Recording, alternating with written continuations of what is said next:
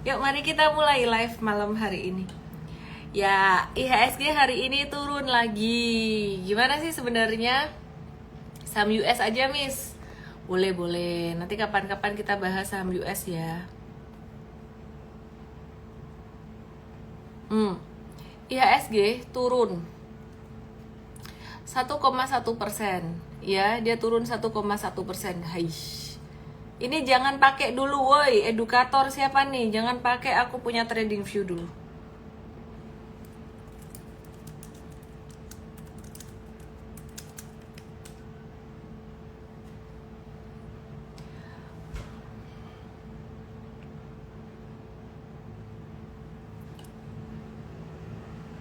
Oke, IHSG-nya hari ini turun ya. Sampai 6897. Market lumayan sepi hari ini, 8,4 triliun aja. Di pasar reguler 7,4 triliun, di pasar negosiasi 978 miliar.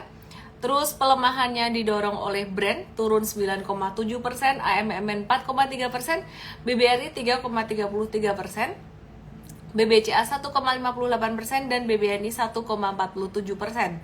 Ya. Jadi oke. Intinya asing hari ini masih net sell sekitaran 991,44 miliar. Di pasar reguler, saham yang banyak dijualin asing ada BRI masih dijualin asing.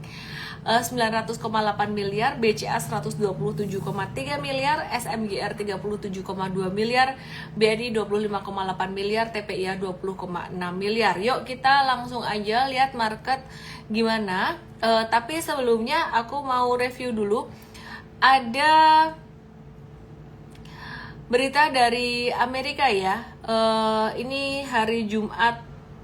Ya, Jumat pertama. Ini ada NFP atau non-farm payroll. Non-farm payroll-nya ini naik tinggi banget, 272.000.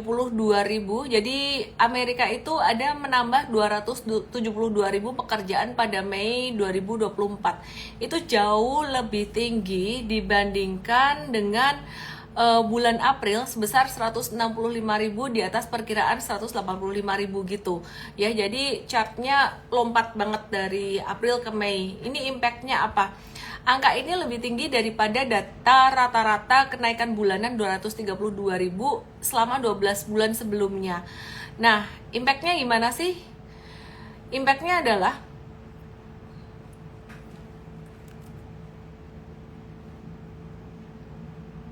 kalau US payroll-nya meningkat drastis ya, bakalan menunda the Fed buat naikin suku bunga lebih lanjut.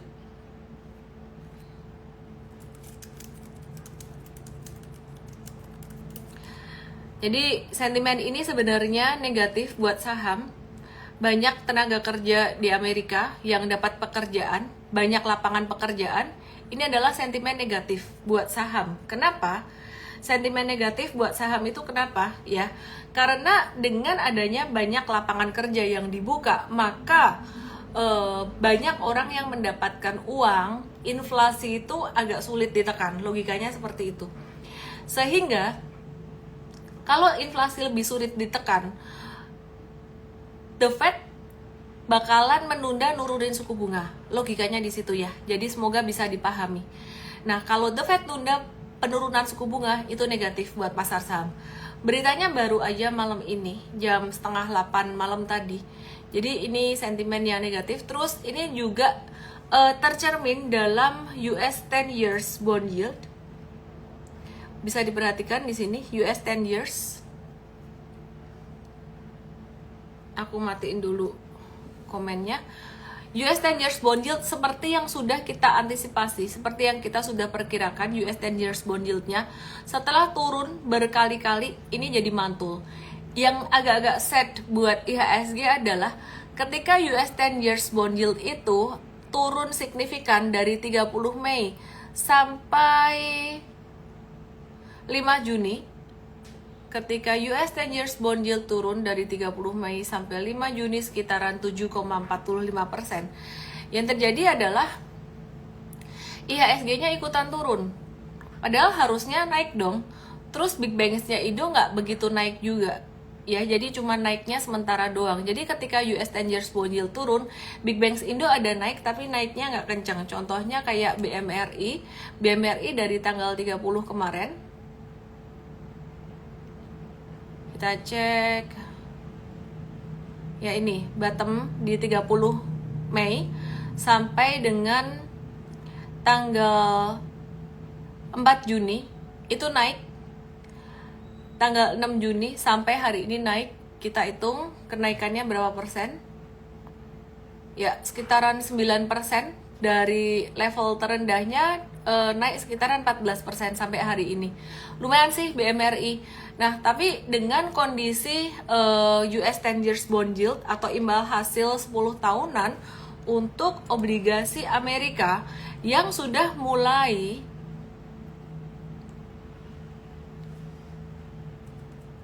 naik. Nih aku salah buka chartnya. Imbal hasil obligasi 10 tahunan di Amerika yang sudah mulai naik, ini mengakibatkan harga saham bisa turun lagi dan saham Big Banks itu bisa turun.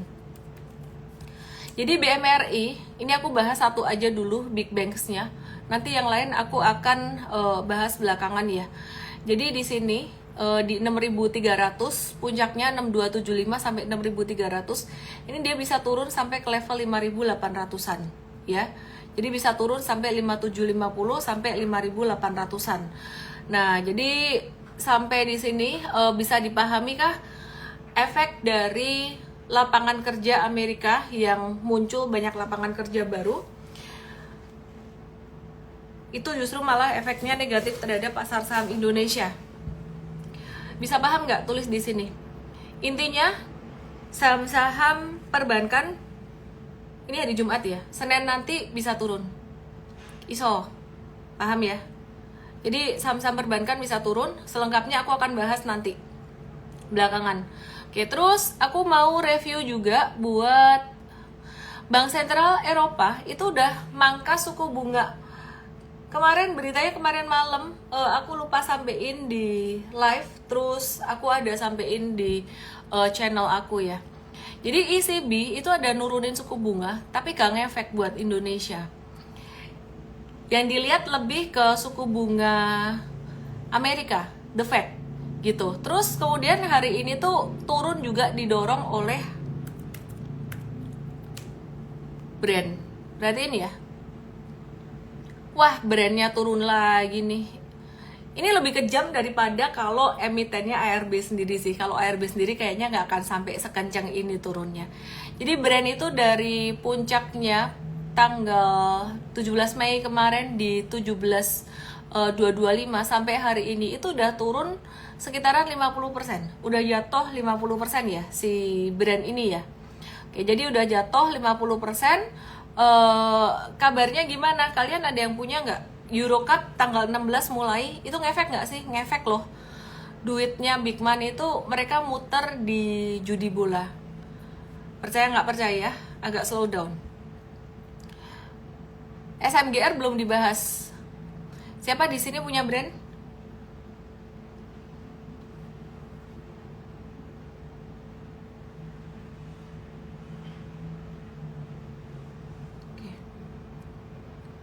Nggak ada yang punya ya? Tolong bahas BBRI, nanti aku bahas BBRI nanti. Terus FCA yang bikin brand jadi turun berjilid-jilid, ARB-nya parah banget. Ini lagi dikaji ulang sama bursa, full call auction. Aku bilang sih lelang tertutup lah. Full call auction, lelang tertutup. Kalau di bursa yang market reguler yang kalian bisa lihat bid overnya itu lelang terbuka. Kira-kira kayak gitu gampangnya. Tapera ditunda itu juga nggak kasih efek positif yang signifikan. Intinya yang ditungguin pokoknya suku bunga The Fed, itu aja. Terus cadangan devisa Indonesia di bulan Mei ini naik dari 136,2 miliar jadi 139 miliar, dan ini artinya bagus buat Indonesia. Standarnya masih oke untuk kecukupan internasional 3 bulan impor gitu. Cuman ada yang menarik ya, ada defisit APBN. Kalian tahu nggak ada defisit APBN? Halo Joni. Oke, Terus aku mau nge-review, mulai aku review beberapa saham. Yuk kita review nikel. Jangan Big Bangs terus ya, bosan Big Bangsnya nanti aja. Nickel futures. Tapi masih turun, masih gemes ya, ntar aku bahas pasti. Kita bahas nickel futures. Kak bahas BRI, oke, ntar tak bahas BRI. Nikel ya, nikel ini udah jatuh kenceng. Ini udah jatuh kenceng. Terus kemudian dia mulai ada pantulan dikit. Nah ini berarti saham-saham sektor komoditi yang terkait dengan nikel ini juga potensi ada pantulan. Saham yang terkait dengan komoditi nikel salah satunya adalah Inco. Apakah Inco udah boleh dibeli atau belum? Wait and see dulu deh. Candle-nya masih bearish. Kita masih wait and see dulu. Support terkuatnya di 4220 sebenarnya. Jadi kalau mau lebih aman di 4220, cuma nanti kita lihat hari Senin itu ada tanda reversal atau enggak ya. Jadi ada tanda pantulan atau enggak. Itu Inco. Jadi kita akan lihat juga Antam. Antam gimana kabarnya? Ini juga turunnya kemarin signifikan, tapi kalau dilihat dari candle turunnya tuh udah mulai mengecil. Jadi sebenarnya tekanan jualnya di Antam tuh udah mulai berkurang. Antam tuh buat trading jangka pendek, boleh di watch 1255 buat kalian yang belum ngerti strategi trading saham, jangan trading dulu langsung ya. Dan terus kalian kalau mau trading harus terutama sektor komoditi tuh kalian harus bisa ada waktu buat nungguin. Di M-Trade itu sangat ngebantu sekali, baik dari ilmunya, ada e-course-nya, dan kemudian kita ada review saham hariannya, real time dikasih tahu. Tapi dari beberapa feedback yang aku dapat, beberapa orang tuh meskipun udah dikasih info secara real time, mereka nggak sempat ngebuka gitu ya. Jadi mereka nggak sempat ngebuka gitu. Jadi telat jualan. Maka dari itu buat yang profilnya sangat sibuk sekali, aku nggak saranin ya untuk trading saham komoditi. Perubahannya lumayan cepat. Apalagi trading forex itu perubahannya juga lumayan cepat. Thank you yang buat baru follow aku. Aku lagi ngebahas tentang saham nikel dan ini bukan satu perintah atau rekomendasi untuk buy. Aku nge-review aja secara harian. Oke, terus aku mau review saham metals lainnya, MDKA. Tapi sebelumnya aku mau review harga komoditas metal semuanya. Harga emas gimana? Harga emasnya lagi sideways. Lagi sideways banget harga emasnya. Terus dia supportnya di level 2281 untuk emas spotnya. Sideways aja sih, nggak kemana-mana, antara 2281 sampai 2400 sampai level 2400-an. Nah, jadi di sini saham-saham yang terkait dengan emiten emas itu sebenarnya bukan dipengaruhi emas doang, tapi juga komoditi lain karena seperti Antam itu ada nikelnya juga. Nah, ini banyak ditanyain juga PSAB. Meskipun secara liquidity agak kurang ya. PSAB gimana? Kalau PSAB ini resikonya lebih tinggi buat pemula. Dia udah mulai ada pembalikan arah dari downtrend menuju agak-agak uptrend. Trennya belum kuat dan ini juga aku pribadi belum tertarik untuk masuk ke situ. Oke, terus Antam, MDKA, aku coba MTKA ya. MDKA patternnya mirip kayak Antam dan Inco, jatuh ada pantulan kecil, wait and see dulu, jangan masuk dulu. Nanti Senin kita akan pantau secara real time di M-Trade. Kalau misalkan ada pantulan yang bagus, activity yang bagus, ada frekuensi bagus, kita akan masuk. Nah, ini MDKA. Terus kemudian kita akan lihat lagi TINS gimana kabarnya, tapi sebelumnya kita mau lihat harga TIN futures-nya dulu gimana nih. Yuk kita lihat harga TIN futures. Thank you yang udah sabar ngikutin setiap hari. Ada yang bosen, ada yang nggak bosen. Nah, yang nggak bosen inilah kalian yang calon sukses berhasil.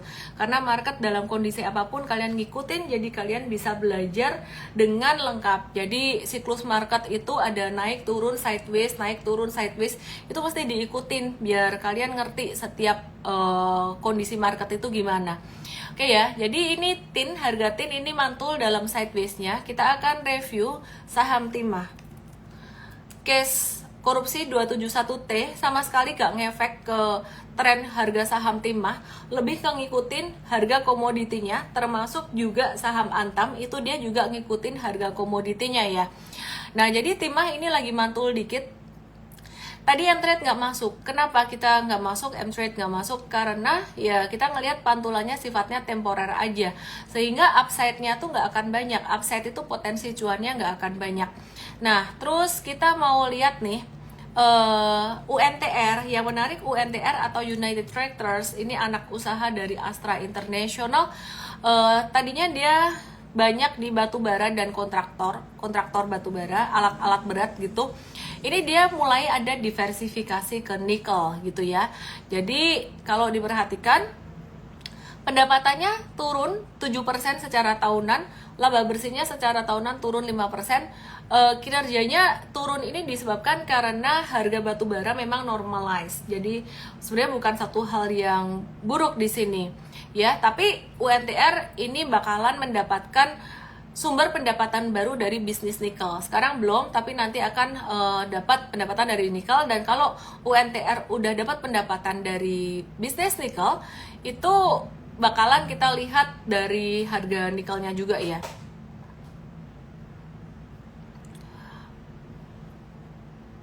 Oke. Sebenarnya sih udah ada ya bisnis nikelnya, tapi belum signifikan gitu. Di Maret 25.000 WMT, di April itu 216.000 WMT untuk nikelnya dia gitu. Tapi ya kita lebih memperhatikan Inco ya kalau buat nikel, Inco dan Antam. Nah, MBMA gimana nih? Ada yang nanya MBMA gimana? Tadi ketinggalan beli UNTR, nggak apa-apa sih, lagi masih sideways aja. MBMA mirip sama sektor komoditi metals yang lainnya ya. Ini cuman mantul dikit doang, kita nggak entry buy. Kenapa? Karena dia potensinya bakalan sideways, upside-nya dikit gitu. Buat swing trading ya, buat lucu-lucuan aja lah kalau misalkan masuk. Kenapa kita belum masuk? Karena ini jatuh dengan volume gede, sedangkan ini naiknya tuh volumenya kecil. Jadi masih ada kemungkinan untuk terkoreksi sampai level 550. Buat yang baru bergabung, terkoreksi artinya turun normal. Oke. NCKL gimana? NCKL. Kalau di benakku NCKL tuh kayak nakal gitu ya. Kodenya itu loh, NCKL. Aduh, semoga nggak ada emitennya nih. Bercandaan kayak gini ntar bikin tersinggung lagi. Perhatikan ya, ini jatuh dengan volume transaksi besar, sama 2 hari mantul dengan volume transaksi kecil, kita belum mau masuk. Intinya hampir semua sektor komoditi metals itu masih ya gitu-gitulah ya, belum ada yang signifikan ya. Terus Kalbe Pharma di Mvest itu kita ada review beberapa waktu yang lalu, dia udah mulai belok jangka menengah panjangnya, udah mulai belok uptrend, tapi pelan sih. KLBF tuh geraknya pelan-pelan gitu. Nah, itu udah Kalbe Pharma tuh udah ngebeli 49% saham Alliance Pharma ya. Kalbe Pharma ini, Alliance Pharma ini perusahaan farmasi dan alat kesehatan gitu. Jadi ini satu hal yang bagus buat Kalbe Pharma, tapi memang harga sahamnya alon-alon banget. Oke, PTBA gimana? Kasih amunisi bentar ya. Najkal, kata Nasir, najkal. Cuan nanti Miss buka grafiknya pakai apa? Pakai trading view. Di M-Trade juga ada trading view-nya, jadi kamu nggak usah beli lagi. Karena kalau untuk data saham Indonesia itu kamu beli trading view sekitaran 10 jutaan dengan USD yang udah mahal banget. Harum gimana? Harum masih ada kaitannya dengan sektor metals juga, ya kurang lebih sama. Harum itu masih sideways. Nah, bahkan masih downtrend ya, downtrend bisa mantul nanti di bawah. Kita wait and see dulu deh, volume guyurannya masih gede. Nah, kita mau review sekarang saham semen. Kemarin aku udah nge-review fundamentalnya buat INTP. INTP ini dia diuntungin dengan adanya IKN. Dia dapat deal untuk nge-support semen-semen yang dibutuhin untuk pembangunan ibu kota Nusantara. Oke, terus INKP ini gimana dong? INKP ini gimana? Siang 703 ntar aku bahas ya. Untuk saham yang udah turun jadi 30 gimana? Ntar aku bahas ya. Oke, INKP, INKP sih, INTP semen, wih cakep ya. Jadi M-Trade ada review by INTP pas dia breakout tanggal 4 Juni kemarin. Mungkin ada beberapa yang bilang, wah belinya kok di pucuk sih, namanya juga breakout. Kemarin ada juga yang nanya, kenapa belinya tuh di di review buy-nya 7.000 sampai 7.225 tuh pas udah naik. Kenapa sih nggak pas di 7.000 bulat aja? Ya kalau di 7.000 bulat itu namanya pas di atap, pas di resisten, belum breakout. Nah kalau belum breakout atau belum jebol, ini resikonya kena resisten, dia bisa jatuh lagi. Kayak bola dilempar ke langit-langit, dia bisa jatuh lagi. Kira-kira gitu ya. Nah terus ini INTP udah naik sekitaran 2-3 harian. Kita coba review.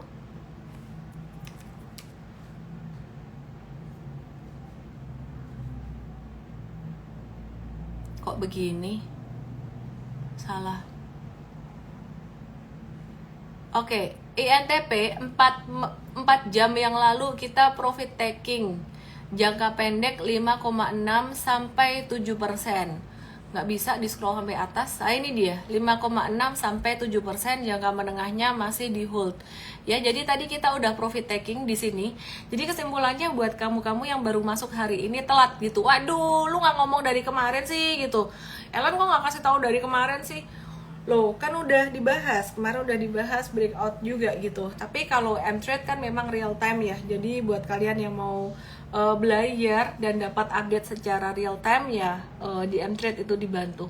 Oke, just DM aku M-Trade Academy buat yang mau tahu gimana itu M-Trade ya. Atau besok pagi jam 10 pagi ada M-Trade Start, just DM aku M-Trade Start, DM aku M-Trade Start ya.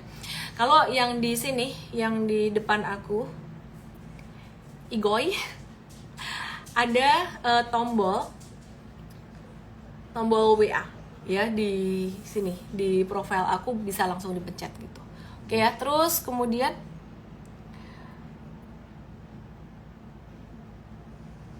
no need to thank you M-Trade, monthly gain rata-rata berapa persen? Jangan monthly dong, setahun dong. Kalau monthly kan ada bulan naik, bulan turun ya. Jadi terlalu kecil kalau monthly gitu. Dan kita lebih mengedepankan edukasi sih ya. Oke, sekarang kita mau lihat untuk semen gimana kabarnya. Tapi oke, aku selesai dulu deh semen, abis itu aku mau jawab pertanyaannya siang 7.03. Jadi ini INTP udah deket area profit taking jangka pendeknya sekitaran 7825. Kalau dikasih bonus sampai 8375 tuh udah rawan banget profit taking. Sekarang dari level sekarang sampai 8375 rawan profit taking. SMGR juga rawan profit taking. SMGR ini di 4100 rawan profit taking, dia bisa ngebentuk double bottom, bisa turun lagi, kemungkinan sampai 3500 SMGR baru kemudian naik lagi. Intinya semen mulai menarik untuk di TikTok atau di swingin gitu, di tektokin gitu ya.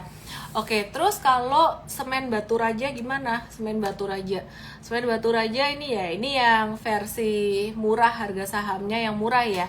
Cuman menurut aku justru resikonya malah yang paling tinggi. Karena apa? Karena ekor-ekornya di atas tuh panjang, jadi dia sering ngeprank loh. Saham macam gini kamu jangan beli pas breakout, karena abis naik dia gampang turun dan sering ngeprank. Perhatikan secara volumenya kadang-kadang kering banget, terus kemudian dia naik kencang, artinya likuiditasnya dia tuh belum stabil. Bandingkan dengan volumenya INTP dan juga volumenya SMGR, volumenya INTP itu dia lebih stabil. Nah INTP sih yang paling oke sih di antara tiga ini kalau kita lihat price and volume analysis. Oke, aku mau bahas siang 0703 saham yang udah turun 30 rupiah, gimana, apakah masih ada kemungkinan naik lagi? Kalau ditanya ada nggak kemungkinan naik lagi, selalu jawabnya adalah ada. Pertanyaannya, siapa yang mau ngebeli sih saham 30 rupiah? Artinya saham itu bisa dipanis dengan harga segitu, berarti secara fundamental tuh nggak oke. Nah, dia bisa sampai level 30, artinya demand-nya itu kecil banget gitu ya. Likuiditasnya biasanya juga cenderung kecil. Likuiditas tuh bit over jumlah volume transaksi beli dan jual lah, kira-kira kayak gitu. Itu kecil. Investor-investor gede biasanya nggak suka. Nah, kalau udah emiten harganya segitu, kemungkinan besarnya dia bisa naik adalah jika ada buyback dari emiten itu sendiri, atau ada siapa yang berminat untuk beli itu. Cuman kemungkinannya sangat kecil sekali. Sehingga kalau kamu punya saham-saham yang kepunish aturan FCA, di bawah harga 50 atau udah kena 50 aja, kamu harus udah siap-siap jual di pasar nego. Saham kamu kalau kena di level 50, kamu harus udah siap-siap jual di pasar nego. Karena kalau sampai dia kena FCA, aturan FCA, nanti kapan-kapan aku bikin di YouTube, aku akan minta tim aku untuk siapin ya di YouTube gitu. Jadi kalau sampai kena aturan FCA ya, dia kena FCA, dia bakalan bisa turun terus, ARB terus bisa jadi satu. Intinya just relain aja tuh, kayak jadi uang sekolah aja.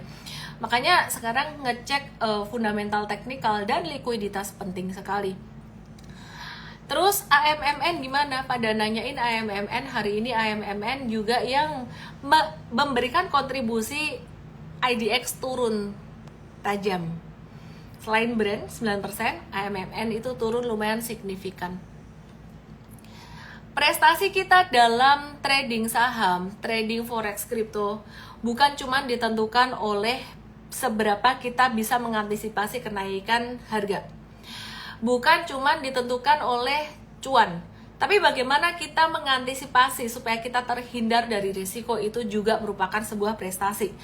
Perhatikan AMMN ini ketika dia naik pada 27 Mei, kita udah antisipasi supaya kita nggak beli gitu. Kenapa? Karena ini bakalan ngebentuk V kebalik.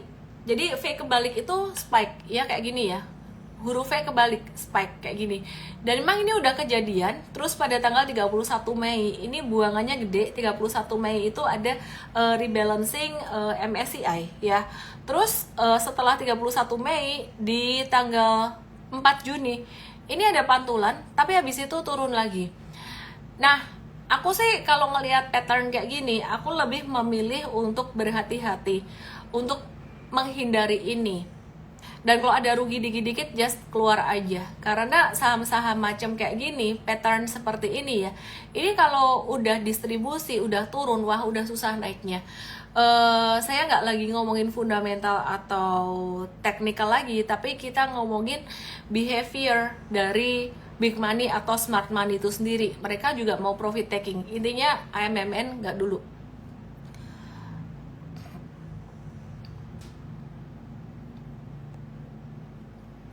Kau Susanti, thank you. Saya belajar banyak dari materi and trade academy, dari strategi cara membaca saham. Yang terpenting bagaimana memanage expectation. Love it. Thank you kau buat testimonialsnya. Semoga yang lain juga bisa belajar ya.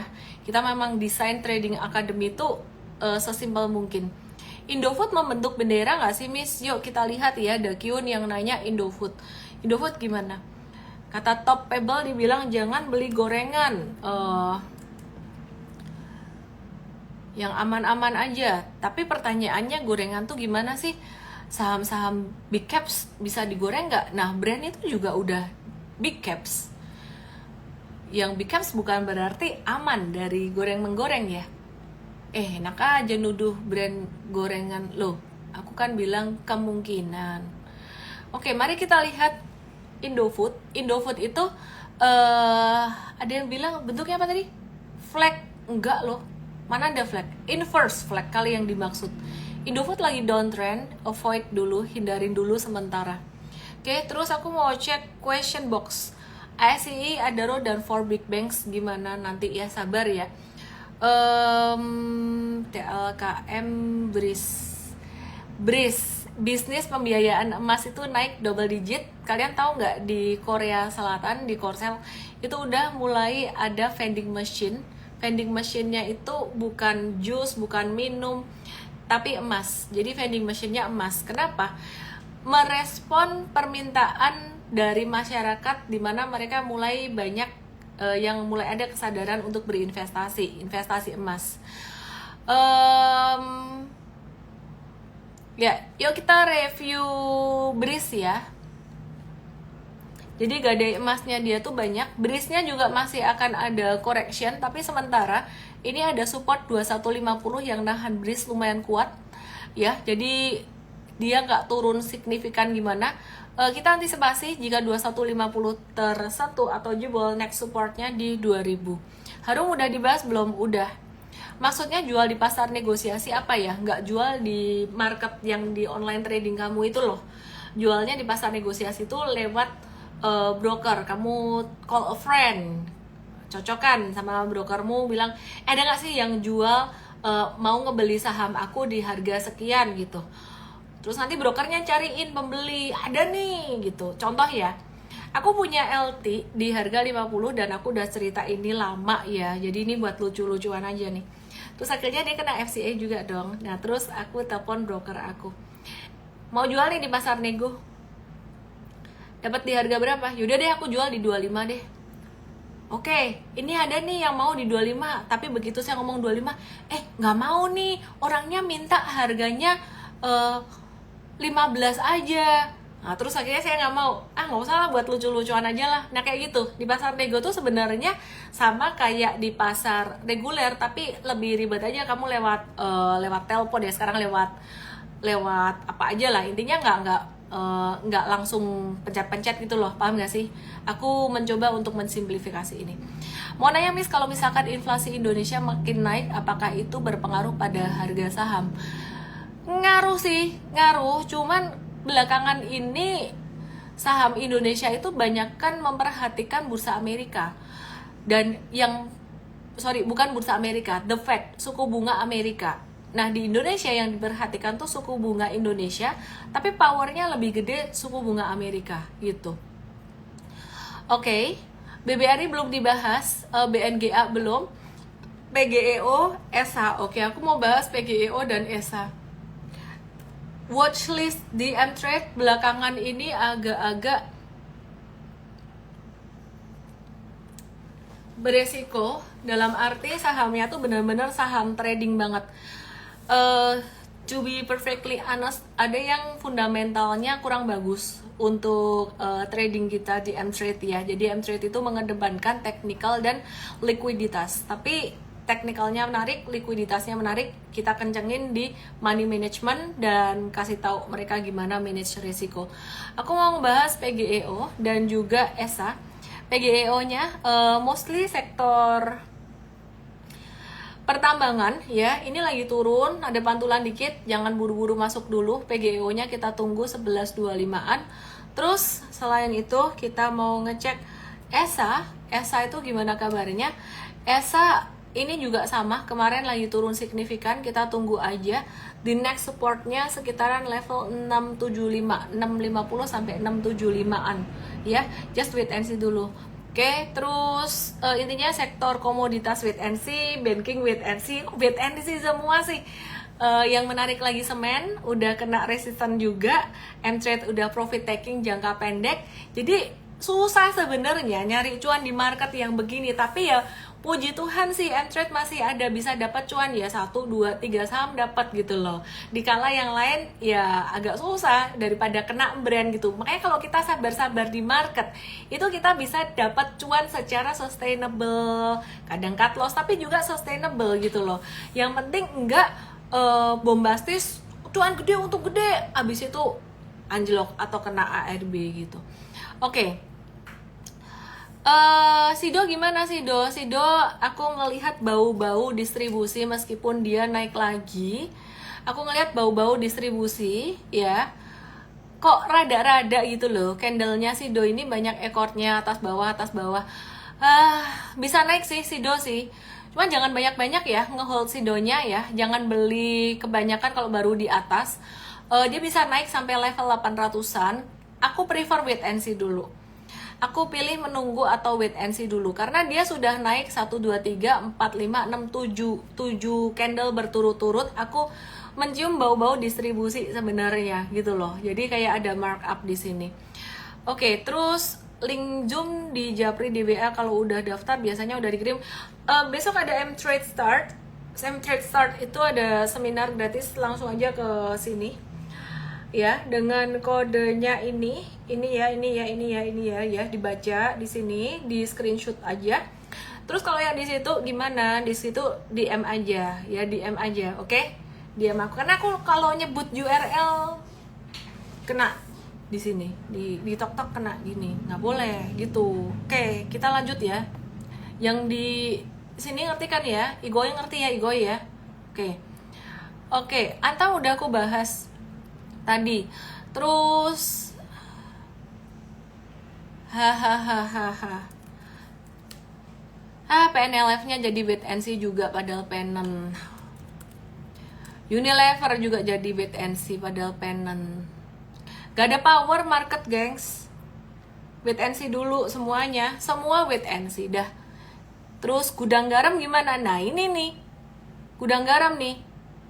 Kalau si Unilever kemarin bentuk U terus kemudian naik, ini gudang garam udah mulai nih. Wih, jatuh volume gede loh. Ini semua saham di 31 Mei kemarin volumenya gede.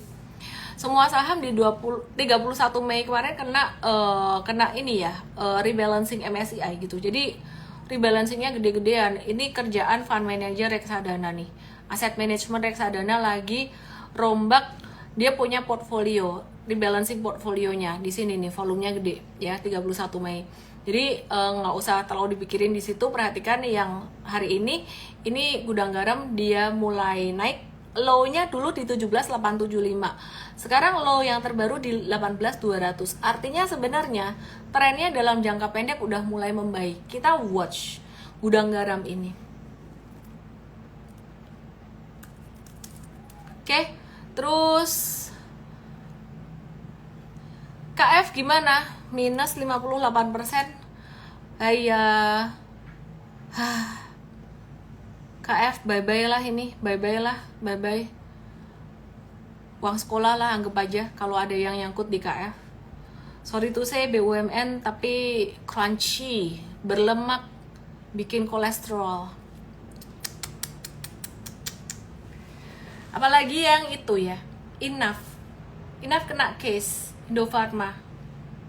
Pinjol. Bener gak sih? Aku hampir gak percaya masa BUMN pinjol. Aku cariin beritanya ya. Ya aku kasih lihat aja. Daripada ntar aku dibilang pencemaran nama baik gitu. Detik Finance. Ini. Temuan BPK, Indofarma terjerat pinjol. Yang bener aja. Perusahaan kok bisa terjerat pinjol ya? Ini pinjolnya jago banget ya, bisa jualan ke institusi ya. Aku kalau jualan edukasi gitu, ada yang mau beli nggak sih di institusi kayak gini? Pinjol lah, laku loh pinjol, bingung ya. Itu paling cuma judul berita buat clickbait, hahaha. Saham lagi longsor semua, Big Bangs belum. Oke deh. Menutup live malam hari ini, aku mau bahas saham banking yang kalian tunggu-tunggu. Sebelumnya saya mau kasih tahu dulu, besok jam 10 pagi ada kelas buat kalian yang mau belajar trading gratis, namanya M-Trade Start. Ya, jam 10 langsung ke URL ini dan pakai kode ini ya. Silakan di screenshot. Nah, kalau yang di situ caranya kamu langsung aja DM aku, nanti URL-nya akan dikasih tahu. DM aku ya. Oke ya. Besok jam 10. Malam hari ini aku nggak kena warning dari si Tok. Senang sekali. Oke, Big Bangs, gimana kabarnya Big Bangs? Yang ditunggu-tunggu. Sebelum saya bahas Big Bang, saya mau ingetin dulu bahwa pasar tenaga kerja Amerika lagi ketat. NFP, non-farm payroll, itu naik tinggi ya. Jadi, sebentar. Nih chartnya kayak gini, aku ulang karena ini signifikan. Jadi di Amerika ini lagi menambahkan pekerjaan segini banyak. Perhatikan ini bedanya dengan bulan sebentar ya, bulan April kemarin. Perhatikan. Jadi dari April ke Mei ini lompatnya tinggi banget kan. Bisa dilihat di sini lompatnya tinggi banget kan. Ini The Fed bakalan nahan suku bunga untuk nggak turun. Dan ini yang aku bahas di awal live tadi. US 10 years bond yield mulai naik. saham bisa turun. Jadi beberapa hari kemarin saham Big Bank naik itu karena US 10 years bond yield-nya turun. BBNI next week potensi ada koreksi. Tadi malam itu aku sebenarnya udah antisipasi bahwa saham Big Bank hari ini turun. Beneran turun ya. Cuman pas abis live aku lihat, oh ya lupa kasih tahu ECB nurunin suku bunga. Jadi kalau ECB nurunin suku bunga, perkiraannya investor-investor tuh bakalan suka. Ternyata gak ngefek. ECB itu bank sentralnya Eropa. Tetap turun, jadi semua mata tertuju pada Amerika. Senin bisa lanjut turun lagi kalau market merespons data NFP yang kurang oke dan US 10 years bond yield yang kurang oke.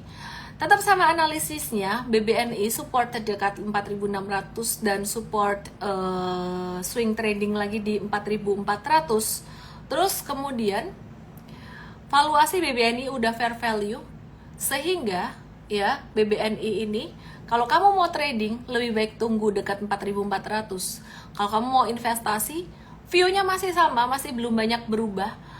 Boleh nyendok dikit-dikit, tapi aku nggak mau di BBNI. Sama-sama kayak gini, aku pilih yang lain, nanti pilih apa. Oke ya, BBNI udah paham belum? Tulis di chat room, paham nggak? Paham nggak? Paham nggak? Paham nggak?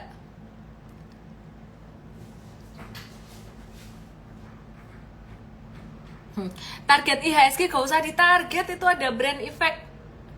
Susah mau target IHSG kalau brand itu FCA-nya belum dilepas, tuh malu-maluin banget sih IHSG-nya bisa turun kayak gitu tuh gara-gara brand masuk FCA, nurunin performa IHSG. Udah gak usah dibikin IHSG. Aduh, Sage gak paham, ya udahlah, gak apa-apa. Pelan-pelan nonton terus ya, karena live aku ini udah buat intermediate, jadi kamu mesti belajar dari awal. Kalau yang masih di awal, belajarnya di MV Start. Besok yang Entry Start itu udah agak-agak intermediate sebenarnya. Oke ya, BBCA aja ya, sebentar, saya sabar. Oke, aku mau taruhin satu garis buat Bank Mandiri. Bank Mandiri ini dia kinerjanya tuh sebenarnya strong dari pandemi kemarin, tapi naiknya juga udah ketinggian banget. Dan sekarang Bank Mandiri itu lagi dalam masa downtrendnya dia sejak bulan Maret 2024. Sekarang lagi kena double resistance, atapnya kuat banget. Double resistance-nya ada di MA 200 dan downtrend line-nya dia. Jadi setiap kali kena downtrend line ini di Maret 15 kejeduk turun lagi, di 28 Maret mantul kena di situ turun lagi, terus di 24 April turun lagi, di 20 Mei dia juga sama, dan hari ini kena lagi. Jadi ini udah diuji 1, 2, 3, 4, 5 kali, 5 kali garis downtrend ini. Agak susah ditembus ke atas, apalagi dengan kondisi US 10 years bond yield-nya lagi naik dan ada berita non-farm payroll, tenaga kerja Amerika makin ketat, artinya makin banyak orang dapat duit. Nah ini bakalan bisa turun, bakalan bisa terkoreksi setidaknya sampai 6.000. Support masih sama 5775. Kalau kamu mau trading wait and see di dekat 5775 sampai 5.800. Kalau mau investasi nanti dulu deh, valuasinya masih mahal banget. Nah yang paling kuat sih BBCA. BBCA ini yang dia poco-poco di atas MA 200, turun lagi dikit, tapi paling bertahan, di mana yang lain itu udah banyak yang di bawah MA 200 terus gitu. BCA dan BMRI dua yang paling kuat sebenarnya. Tapi kalau BCA ini menurut aku dia lebih kuat ya. Nah aku nggak tahu nih apakah dari emiten ada yang ngebeliin ya. Kemarin katanya tanggal 31 Pak Yahya beli nih secara personal, direkturnya beli. Boleh nggak sih? Boleh dong, kenapa nggak boleh ya. Jadi perhatikan di sini, itu menunjukkan mereka cinta gitu ya. Perhatikan di sini, ini sama si BBCA kena resistance juga, resistance-nya sama kayak kayak BMRI garis downtrend line ya. Jadi garis downtrend line ini yang diuji 1 2 3 4 5 kali, sama kayak BMRI juga. BCA bakalan bisa turun sampai level 9100, bahkan sampai level 9000, dan itu sangat normal sekali. Kalau mau trading tunggu di 8800 sampai 9000, lebih amannya begitu. Tapi kalau kamu trading salah angka buat BCA, BMRI dan nyangkut, ora popo. Nggak apa-apa, mau cut loss boleh, mau nggak cut loss juga nggak apa-apa. Oke, sampai di sini paham. Aku mau bahas BBRI. Banyak banget yang nanyain BBRI. Sebenarnya aku penasaran sih, coba tulis di chat room sebelum aku bahas BBRI. Kalian itu punya dan lagi rugi, tulis punya loss berapa persen. Punya berapa persen dari total portfolio? 10% dari portfolio kah? Atau 10, kalau bisa 10 juta dari 100 juta itu 10%. 200 juta dari 1M berarti kamu punya 20% dari portfolio. Dan rugi berapa persen? Tulis di situ. Atau kamu pengen beli gara-gara judi online merembet ke pinjol, merembet ke pegadaian, merembet ke BBRI. Atau kamu kepengen